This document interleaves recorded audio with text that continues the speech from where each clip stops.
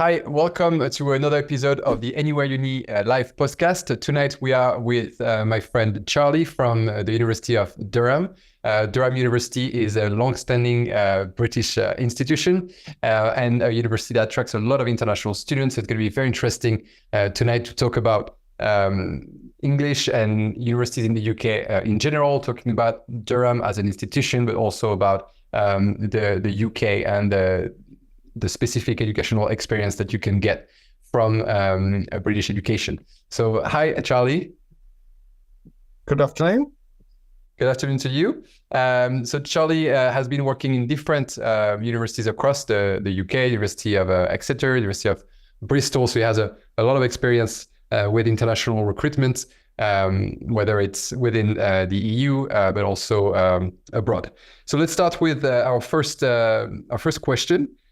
The UK has been, I think, for decades, top 2, top 3 of the countries that attract the most international students in the world. It's still at the top of that ranking in terms of interest from international students all over the globe. What's so special, what's so unique about universities in the UK that they keep attracting students from any part of the globe? Okay, well, I guess we've been in the business of universities for quite a while. Getting on for 1,000 years of universities. And I think the British experience or the English experience, obviously Scotland's slightly different, but still pretty similar.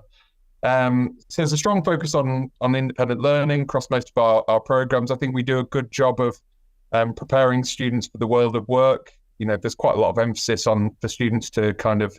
Someone said to me when I first joined university many years ago that what would happen is we're not going to tell you what to think, but we'll tell you how to think. I think that's probably a fair summation of what a UK university does. So because you've got that focus on independent learning, that's not to say that you won't get lots of support. There's huge amounts of support that's available to you, but that's the kind of skills that employers are looking for. They want someone that's a self-starter, that can find things out for themselves, come to their own conclusions, and make a meaningful contribution. I think we do a great job of doing that. We continue to be world leading in terms of research. So, obviously I don't want to draw people's attention to league tables or anything like that, but if you look at any of the other metrics that kind of drive those sorts of things around citations and how other people perceive the UK as a study destination, then we're rightly considered one of the top countries in the world for our higher education sector. It's a major strength of the UK. It's probably one of our leading industries, really, if you sort of compare us. We don't have a car industry anymore, but we still have absolutely world-class universities. Yeah, that's something I've noticed. The first time I also got into international education is that in some countries you need to study some degrees would be considered very prestigious, and you have to study. Like in France, we are we're very strong on our engineering schools, our top business schools. But in the UK, I was surprised when I realized that you can study anything. If it's a strong UK university that's recognized, just the fact that you attended, one of the top institutions in the UK, companies will be interested to hire you because, as what you just said, right? Independent learning, capacity to think critically, and they don't care as much about what you studied. They know that you can think and you can grow, you can learn fast, you can adapt. So I guess that's... It's definitely true. In the UK, it's about 40% of jobs don't specify a degree discipline. So if you want to go work for some of the really well-paid, but also really large graduate employers, so likes of the Big Four, those sorts of people, they generally don't really care what you studied. There's a little bit of a bias towards some of the quant subjects, as you might imagine. They're a quantitative business, but they will take students from a really wide range of different backgrounds. So yeah, I think that's true.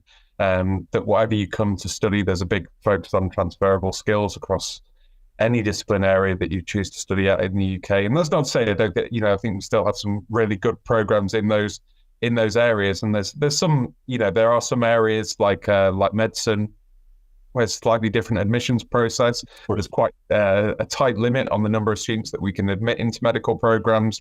But outside of that, yeah, you're right, there is a huge amount of choice, and we encourage students to follow their interest, and we'll help them to get good outcomes, whatever it is that they study. So for, as you just mentioned, medicine, for international students, I know for medicine, usually British universities tend to have a cap on the number of international students they can admit in their program. Are there any other programs outside of the medical schools that would have this kind of either not accept outside of the UK kind of applicants, or have a cap on the number of students they can accept from abroad? It's in very limited areas. So the other area where there is a hard cap from government is in dentistry. So obviously related to medicine. Social work programs, there are a limited number that tend to accept those students. But I mean, even when you consider medicine, it's the case that for what we call the legacy schools, I mean, actually Durham doesn't have a medical school, but the legacy medical schools in the UK, they're typically capped at 7%, but there has been growth in that sector. So there are some of the newer medical schools that are still offering that high quality medical education, but where they don't have the same constraint on numbers. So they have much larger cohorts of international students.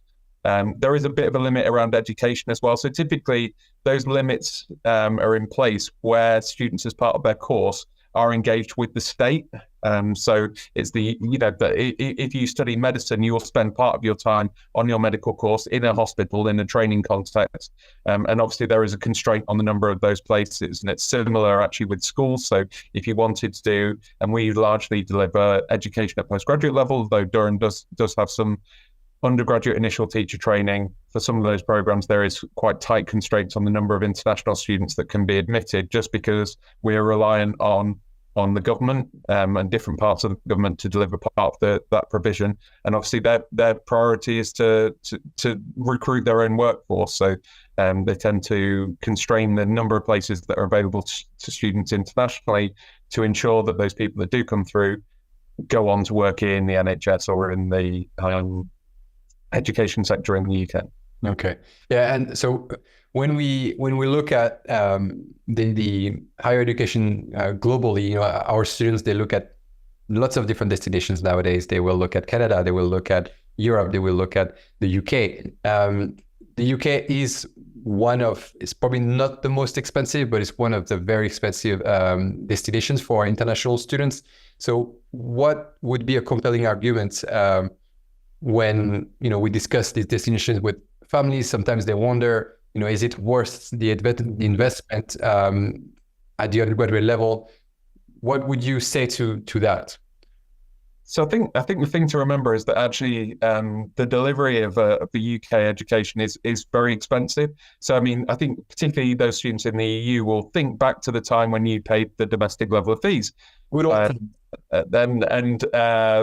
was a level which was set by government and continues to be set for our domestic students, but it is a level at which we lose a lot of money. So the £9,250 that a home student pays, in some cases, will cover less than half the cost of an undergraduate program. And the reason for that is that there are lots of reasons. So if you're studying in the STEM disciplines, obviously you're going to have access to world-leading lab facilities. They're really expensive for us to deliver. You're going to have access to some of the leading minds in their field. And again, for us to attract those people, that's also comes at a premium. So whilst the fees seem high, you are getting quite a lot for what you're paying. I think there are some other things that students ought to consider. So obviously you look at the price for 1 year's tuition, but you need to factor in, what's it going to cost for you to live at that university? How long am I going to be studying for? So typically degrees are much shorter in the UK, both at the undergraduate and postgraduate level. And we genuinely do graduate everyone in the time that we say. So if you come to the UK and you do a 3-year undergraduate degree, in 97% of cases, you will graduate in that time. And if you don't, that's probably through a choice that you've made. So we have some students who choose to interrupt their studies for personal reasons, or because they want to do a period of study abroad or an internship, these sorts of things. So, but students typically, you can expect if you're able to, to be in the classroom for the time that you need to be there, that you get the work done, that you finish your degree on time, which is not always the case. I think sometimes when we look at other systems where entry requirements might be a bit lower, might be a bit easier to get in, or tuition fees might be lower, maybe not as much care and to make sure that the goal is to graduate everyone. And I always tell that to my students, like in the UK, if they give you an offer, they want you to stay, they want you to go all the way and graduate. And for them, it's something important for UK universities to have a high graduation rate, when for some other universities, the goal is to not eliminate, but like, reduce the cohort in year 2 and etc. So it's definitely a strength. Yeah, I think one other thing as well is that, like a lot of this information is very public. You can the government takes a very keen interest. So we have something called the Teaching Excellence Framework, and they're very keen to look at the graduation rates for students, the number of students getting what we call good degrees. So that's those students getting an upper first class or a first, which are those are the degree class that you need to get into to a leading profession in the UK, and ones that have lots of currency overseas. And you'll find, I'd encourage people to have a look at that data. And so there's a website called Unistats, has all of this data, so you can see it for each of the universities that you're considering. And we're really proud at Durham of the proportion of our students that get really good outcomes from studying at Durham, and how really very few students don't manage to stay the course. Yeah, so that's leading to my next point. It is, for a British student that knows the system, they will understand all this, and they will have a good vision on the opportunities. But from a international student that maybe has never been to the UK, they will see that, for example, we're talking about Durham this afternoon. So Durham sits quite high on the rankings. It's quite a prestigious institution. It might be an institution they don't really know. What opportunities are there afterwards? Like, is it more within the UK? Is it a good way to then move on to a graduate school, or do you also see international students moving back to their home country and having great opportunities? Like, what are the trajectories usually of your international students? So quite varied. I mean, we do monitor the outcomes of our students, and we find that, there is a bit of a challenge around data collection, because, as you say, there are quite a few students who will go back to their home countries, but where students report back to us, there's a really high proportion of them that will go on to either employment or further study. Those are the two most common outcomes for our international students. And there's a mix of what students will do. So we will have some students that stay in the UK. Actually, I've got one of our fresh graduates working in my team in the international office. So an international student from China, who, when she got to the end of her course, obviously she's met someone in Durham, keen to stay in Durham, so chose to come and work with us. But we have, students that go work for multinational companies, and they may start out in the UK and then transfer back to their home countries. People that go directly back to those countries. We've got a huge network of alumni. And I think that's one of the unique things about Durham, and I'm sure we'll touch on the collegiate experience, is that people have a really strong affinity to the university, to the college that they studied in, and they stay in touch with us, and that helps us to support our students when they are looking for work after they've completed their studies. And lots of opportunities that we create for students to network with our recent alumni, either in their home country or in the UK, so that when they're looking for work, they've got someone that they can speak to. There's a mentoring program as well through our colleges that facilitates that. So, you can kind of find someone who's doing what you want to be doing in 5 years' time or 10 years' time, who can talk to you about, this is the path that they took, these are the things they did that helped them to get to where they wanted to be. And that's what helps us to, and again, like the UK is really good at providing a lot of this information. So there's the longitudinal educational outcomes. You can go look at that. You can look at individual degrees at universities, see what sort of salaries students are attracting at everything from point of graduation out to 5, 6, 7 years out. That's great. So let's talk about Durham a little bit. I'm going to start with maybe it's a myth, but that's something I heard through my years in international education, that Durham has the highest percentage of marriage, like between students, that like 70% of Durham students marry each other or something like this. Like, where is that coming from? So like we actually, our vice chancellor, because our vice chancellor came to us about 2 years ago, she came from Oxford, and she had this stat, and she was like, what a great stat, need to try and try like just double check this. And she's like, whenever she speaks to our alumni, there are also so many of our alumni that met their partner, their current spouse, when they were at Durham. but trying to get there's like we've got great data on higher education, but like one thing we don't record is did you marry someone through your university? So I think there's something to it. Can I tell you categorically that we are the number one university for students getting married? No, I don't think I can. But I think that like that's one thing about the way that we so maybe this is a good lead into our college structure. So we have we're a collegiate university. So, similar but different to Oxford, to Cambridge, to a number of universities around the world. So what that means is that our residences are colleges, and you become a member of the college, and you remain a member of the college, whether you live in the college or you choose to live out. And we have lots of international students that, for various reasons, decide they want to live outside the college but are still a member. But within that college, when we're creating the membership of that college, we try and create a microcosm of the university. So what that means is that you don't get a load of people who are exactly the same as you, so they won't be from the same place, they won't be studying the same subject, but we think that is a real asset. And maybe that diversity that you have within the college, of it being like essentially a miniature version of the university, or the university microcosm, means that there's like you get a real diversity of people that you could meet and may form a romantic relationship with. So that's maybe why we end up with so many people. I think it speaks at least on the community. And I always tell that to my students, it's a very different experience if you go study in the UK, if you go to a central London university where your residence might be a 20-minute tube ride from your campus. And if there's a campus at all, because the buildings might be kind of all over the city, where Durham is the true campus experience, like the whole city vibrates student life and I mean, we're not a self-contained campus, but we're in a small city. So the city is about 50,000 people, and we've got about 21,000. So kind of half the city is the university. And because of the history of the university, so we're basically in the heart of the UNESCO World Heritage Site, and most of that UNESCO World Heritage Site is owned by the university. So there's obviously a cathedral, which is still a working cathedral, which is owned by the Church of England, but many of the other buildings, so the castle is one of our colleges, so Norman Castle, we've got students living in there.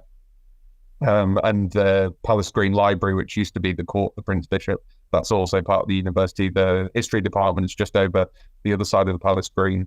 So it does feel like, wherever you are, you're kind of within the city, you're kind of still within the campus, within the university. Yeah, I mean, it's a beautiful campus. I haven't had the chance to visit yet, but I encourage all our students to go visit these campuses when they can. And I think that's where they can fall in love with the place and get the feel of, I could see myself studying here, and to realize that it's a very favorable environment to succeed and to stay focused while having a great social life and a good balance, I guess, during your studies. All right. And so what would you say would be, when we advise our students, what would you say is a good fit, the type of students that would thrive? And when international students explore all these options, there's so many options in the UK, what kind of students would be a good fit for Durham? So I think, it's no getting away from the fact that our programs are across the board very academically rigorous. That is super important, that, that you want an academically rigorous program. It's not an easy ride by any stretch. We'll give you lots of support. So that's the first thing to say. I think the other thing is this, when we talk about the collegiate experience, it comes with a really intense extracurricular program. So within our colleges, obviously each of the colleges are different, but some of them have a bit more of an emphasis on sport. So there's lots of, kind of intramural sports teams. So there's kind of Collingwood is famously very sporty. So they will have multiple teams across every single sport that we offer at the university. And it tends to attract those students who, we get a lot of our performance athletes want to be in Collingwood, but also students that just generally have a real love of sport.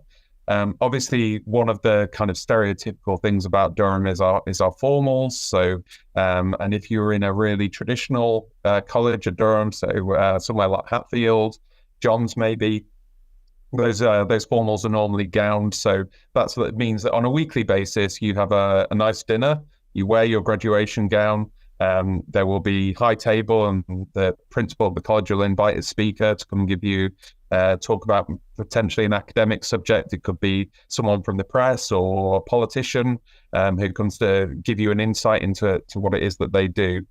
So for some of the colleges, that kind of really traditional university experience is a big part of it. Other colleges, there's a strong focus on drama, singing, music, etc. So yeah, if you've a real strong interest in extracurricular activities, in being part of a small community, if that's something that you value, because our colleges are quite small when you compare them. Obviously, I've worked at some really large red brick universities where each accommodation block will be holding thousands. Ours is typically holding sort of low to mid hundreds. And the principal in your college will normally know every single student by name. Which I think gives it a slightly different experience. It can feel a little bit like in college, you're kind of in a village, I guess, so that you will know everyone. You will have lots of activities that are put on for you. There's a junior common room, which helps create that sense of community within the college. So if that's something that appeals to you, then Durham's a really good fit. And so, no, but equally, yeah. How can students get all this information about choosing the right college? Because I know it's something that can get them a bit confused when not only they have to choose a program, they have to choose a college. So how can they sometimes they're afraid to make a mistake or pick the wrong one, and how can they choose? So there's lots of information. If you go on our website and look under the colleges pages, you can find out about each of the colleges, about what's involved in their extracurricular program, where they are on campus, whether they're catered, self-catered, traditional or more modern. So, I mean, our newest college is under 10 years old, and our oldest college is, Castle's Norman Castle, so it's about 1,000 years old. So that's where you can find out about that. In terms of how students would choose a college, they make preferences. We are looking at that process to try and make it better, because I think there are, so look, the Castle is super popular. Most international students, when they think about coming to the UK for a university experience, like living in a castle, having a medieval dining room that they eat in for 3 meals a day, ticks a lot of boxes for them, and that's really popular. But unfortunately, it is a small community, so not everyone can live there. So how we presently do that is we ask you to make preferences. You can make state a preference for every single college, so you can rank them all the way down to 17, and then we'll try and allocate you into one of your top preferences. And in almost all cases, we're able to allocate students into their one of their first 3 preferences. So I would encourage students to engage with that. But what we say to students is that after you've been here, your favorite college is the one you were in. So people have a strong preference about where they want to go before they come here. Mm-hmm. And then if they end up with their second preference, by the time they leave us, they're not going to regret that decision, because, they're different, but all of equal quality in terms of the experience that students will have. So housing is guaranteed for international? Yes, yeah. So we guarantee it for all students in first year. We encourage students to come back to us in either their second or final year. It's often students come back to us in final year. And membership of college will be throughout that. Obviously, that does mean that you've got a couple of years where you may choose to live in the city. Most of our students do, and we don't guarantee accommodation in those second and final years. But that is our aim, is to have students spend at least 2 years within college. And quite often, when students come back to us in their final year, then they often want to become leaders within our junior common room. So there's a committee structures within that, and there's a president who's selected by other students. And so you kind of learn the experience in your first year, and then you come back in your third year and then deliver it to the next generation. All right, that's a very unique for experience, I think, for international students to go on a campus like that and live this kind of experience. So how do you welcome international students? What's the transition like when they arrive on campus? So we go. Actually, my team will pick you up from the airport. So we run airport collections from Newcastle, which is our nearest airport, and we'll meet students who come via other means. So if students decide to come by train, and we'll send someone up to the train station to meet them. This year, we're planning to have some kind of familiarization activity. So this is just for international students. So things like introducing you to, where the shops are, kind of fairly basic things. There's an orientation program as well that will help students with, again, the kind of like the everyday things that as a British student you would instantly know how to do, but as an international student, it's a strange and different land that you're coming to. So things like registering with the GP, opening a bank account, these kind of things we'll deliver specifically to international students. And then there is our welcome program, which is for all students, because we want you to be part of that college community. We don't want you to be a kind of separate cohort of international students. We want you to be fully integrated with our domestic students. And all the other students that come to the university at both undergraduate and postgraduate level. So it's a really, again, intense program of activities which will be delivered through your college. There will also be a program of activities which is delivered by your department to kind of orientate you towards your subject and where you'll be studying, let you know about the library, all of these kinds of things. So it's something actually that we've got quite a strong focus on, and we take part in, we do monitor this quite closely. So we're part of the International Student Barometer, and we get very high levels of satisfaction from students about their arrival program when they arrive in Durham, and about the kind of welcome that we extend to people. I think the other thing is that we are in the Northeast. It's known as being a very friendly part of the UK, and we try and reflect that culture. Though we have, even within our domestic students, we have students from all over the country, but we try and give that real Northeast welcome when you arrive in Durham. And so what's the percentage of international students, and where are they coming from? So it's around, of our overall student numbers, it's about a third are international. It's slightly lower at the undergraduate level, probably about a quarter of our students would be international. And there's so we have over 150 different countries that students are coming from. So a real range. Unsurprisingly, the largest number of students come from Asia. That's because more than half of the world's population live there. But we do have strong cohorts of students. So thinking within Europe, our largest cohorts are, like France is actually our largest cohort of European students, then Switzerland, Spain, and Germany.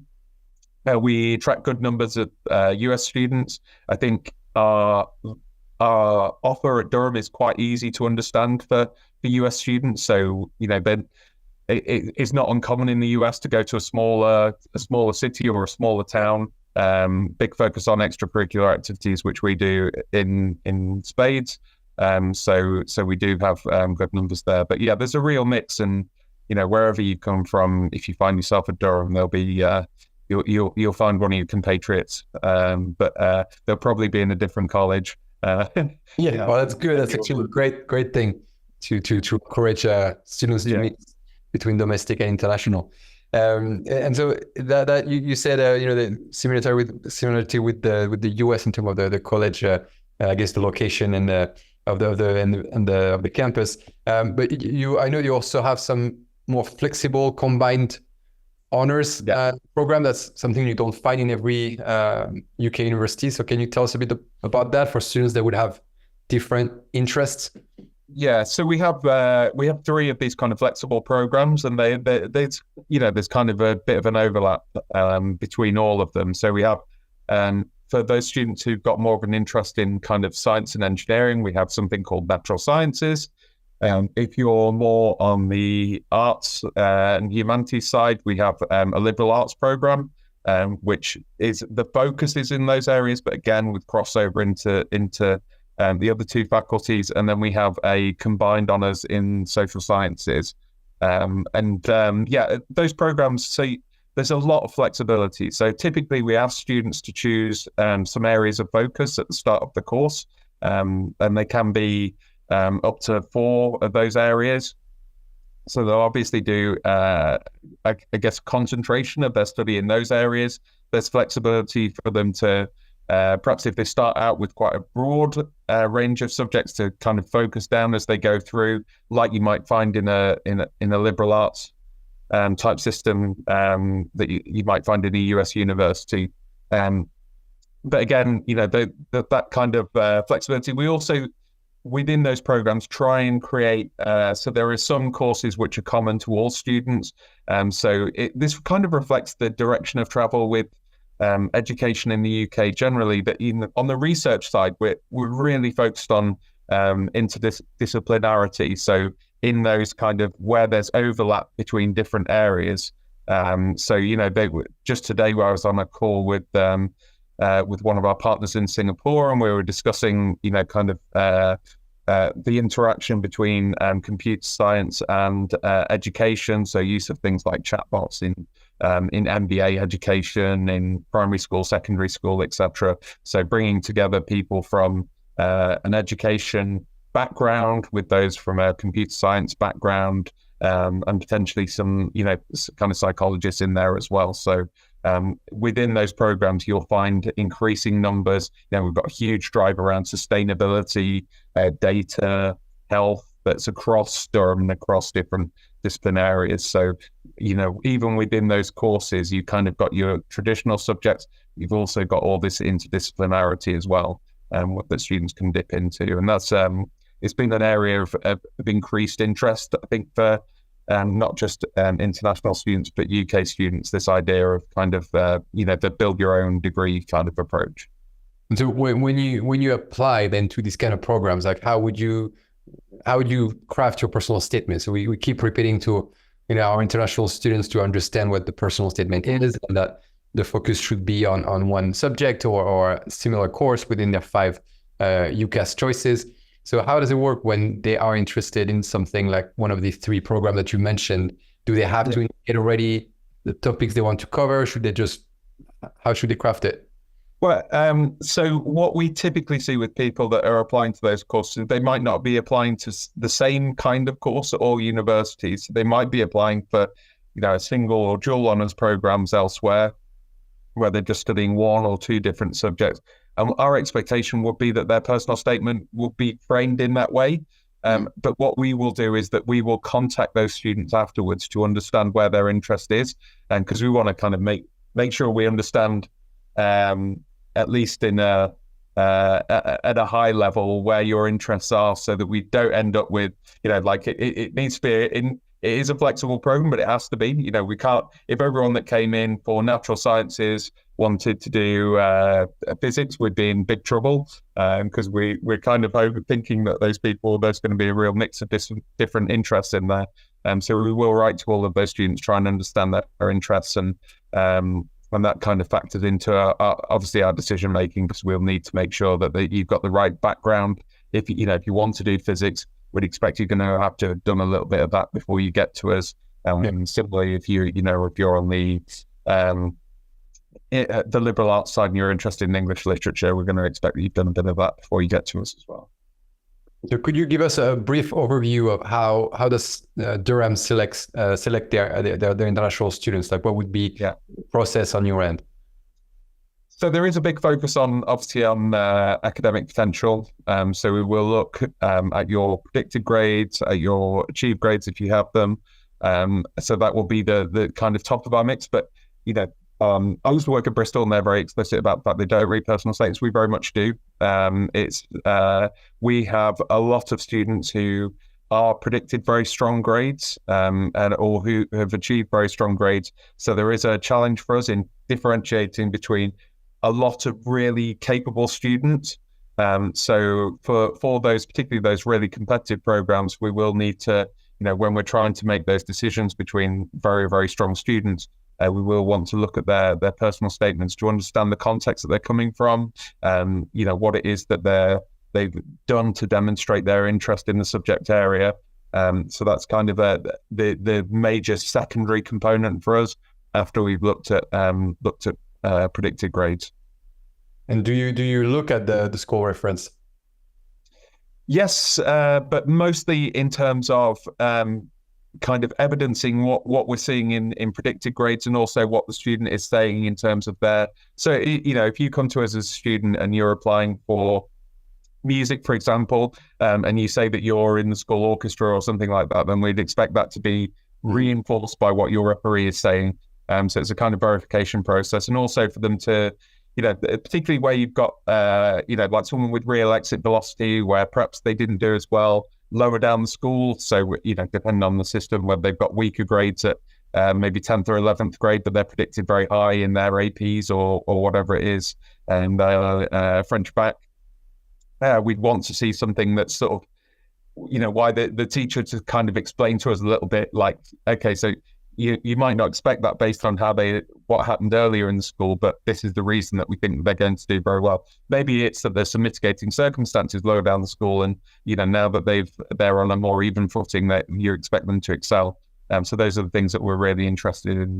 Yes, it's more for context. It's not something that would make or break those applications. Not too much pressure on the referee, but I think and the other thing is, because we do, particularly with international students, we get a lot of students who are nervous about declaring any mitigating circumstances that they might have, or requirements for additional support. And the one thing I'm always keen to emphasize to students is that it can only help your application. If you provide some context which explains why you're performing differently to other students, that can only be something that we take into account, both at the point that we make offers and also when it comes to confirming your offers. So every year, when we sit down and we go through students who've just missed their requirements, the number one question is, do we have anyone in this part that's got some extenuating circumstances?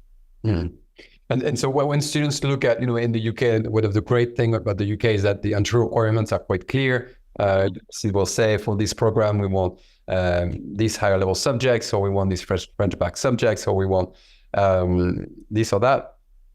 What about going the extra mile? Like, for example, a program that would require specific level of mathematics, and some students would choose, should I take the expert math, for example, in French, which is an extra thing in the final year, or should I go in the higher level when really I could do standard level AA, or should I do the BFI, which is the international option of the French bac?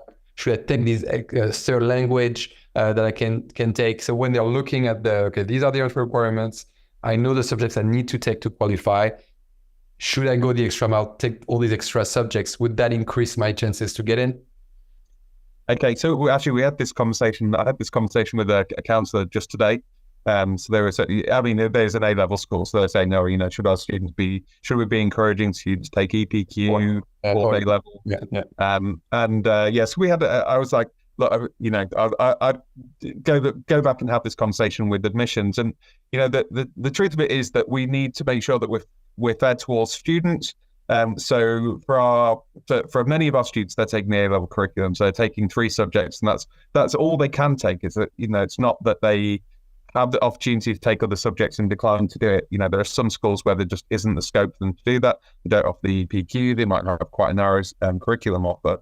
So the number one focus for us is on those things that we're specifying. So, in maths, we will be really clear that we're expecting students to be offering a high level of maths, and that we will prioritize students. So, in the A-level curriculum, that would be students that are taking the what we call further maths, but it may be, that they're taking the French equivalent, and they will be privileged in the admissions process. We'll take that into account. We'll be really keen to see it, but it will be explicit in what we say. So there isn't kind of a secret list that we keep offline where it's like, oh, actually, we like this subject, we like that subject, or we'd like you to offer, like as many qualifications as you humanly can.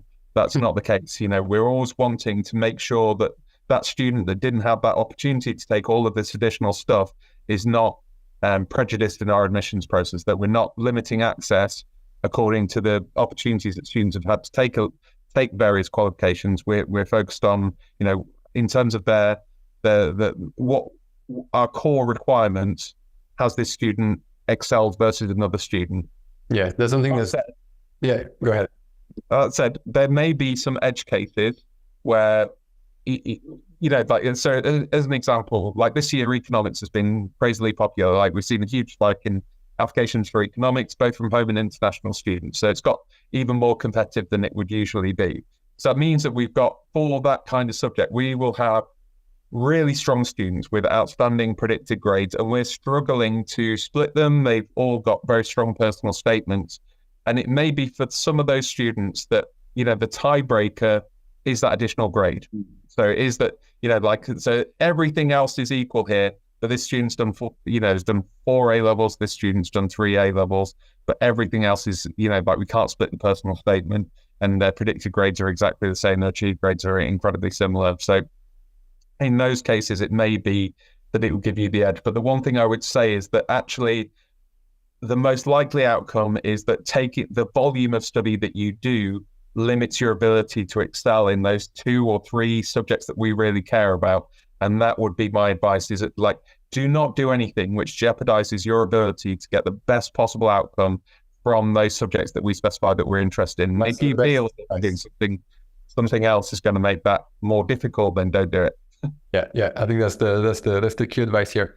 And so what would be your advice for grade 10, grade 11 students, year 11, year 12 student that's thinking about the UK, thinking about highly selective institutions in the UK?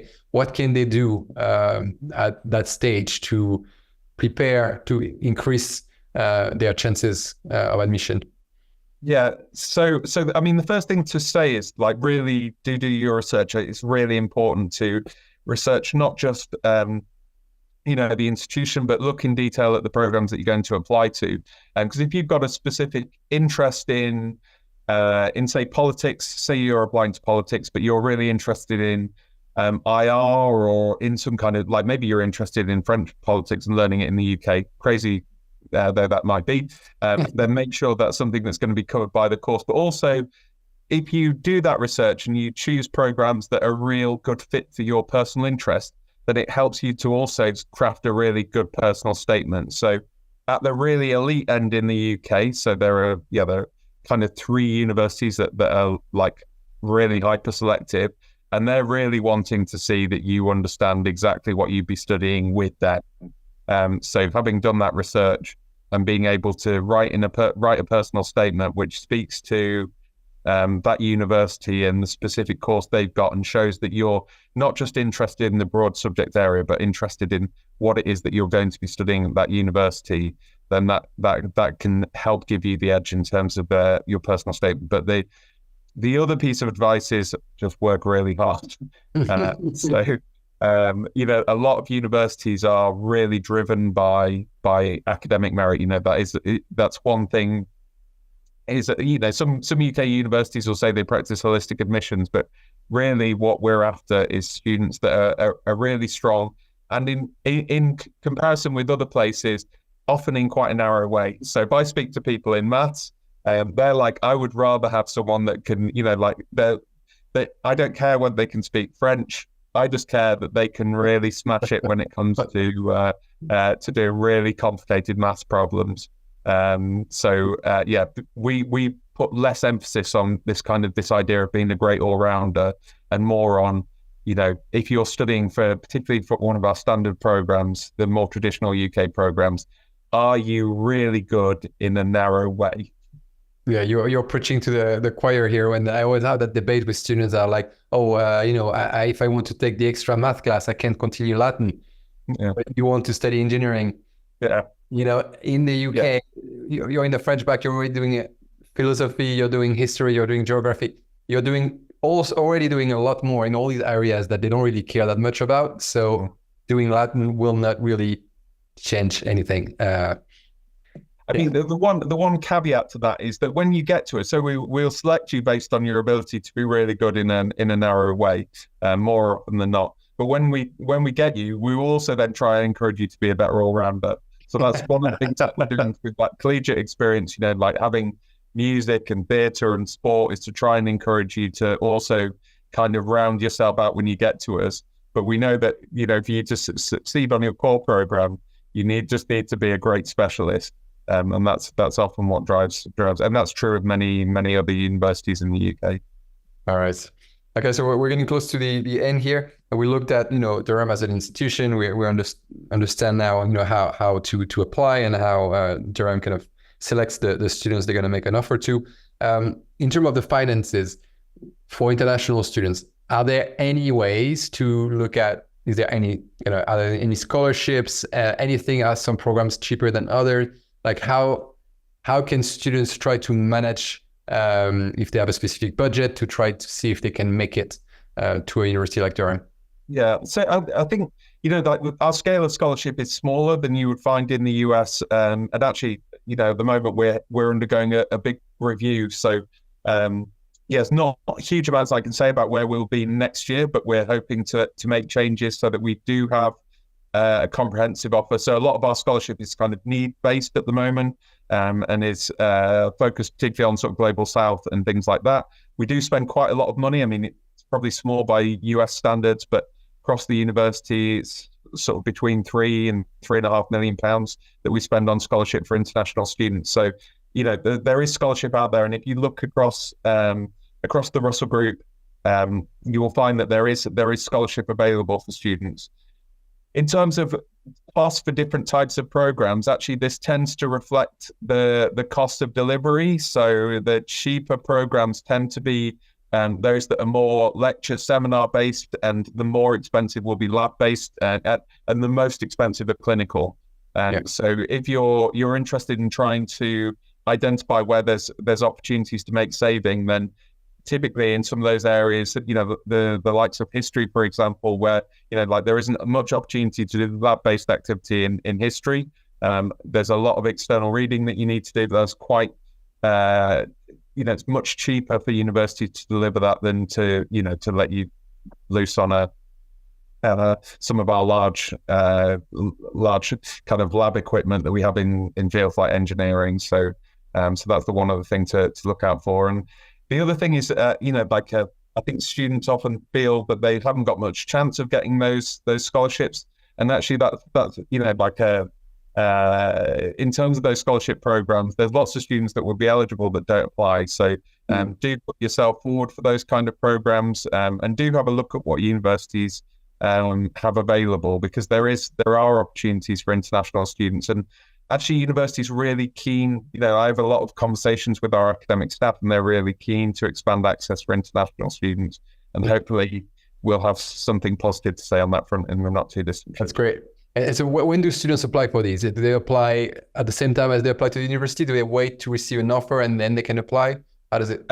So it does really vary by institution. Most institutions where they have separate. So there are some institutions. So at the moment we have a number of scholarships that we consider all students for.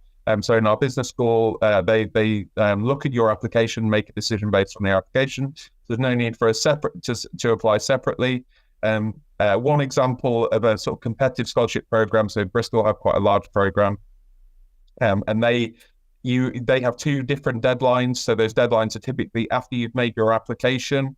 You do need to have had an offer to receive a scholarship offer, but that's likely to have happened because of when the timings are for those. But it really varies from institution to institution. So it's really important to do, again, just to do your research, to have a look. Most universities do have a kind of scholarship database that students can search, and that often will include not just scholarships which are offered by the university themselves, but also some of their external funding opportunities that students can tap into. All right, great. I think we've covered a lot of the grounds together during this little chat. Is there anything else that you would like to share? I think. No, I mean, just to say, we are really proud of the international students that we attract to Durham, and actually, you as international students make a really positive contribution. So one of our key focuses around internationalization is internationalizing all of our students. And actually, just by being on our campus, by interacting with our students as international students, you are contributing to the education of everyone that on our campus and to their international experience. So you get an international experience coming to us, of course you do, but you create an international experience for our students. So thank you for considering the UK, and we will continue to welcome and to be really proud of the contribution our international students make. Well, that's great. Thank you very much, Charlie, for your time. And I'll say see you next time to all our listeners on a new episode of the Anywhere Uni podcast.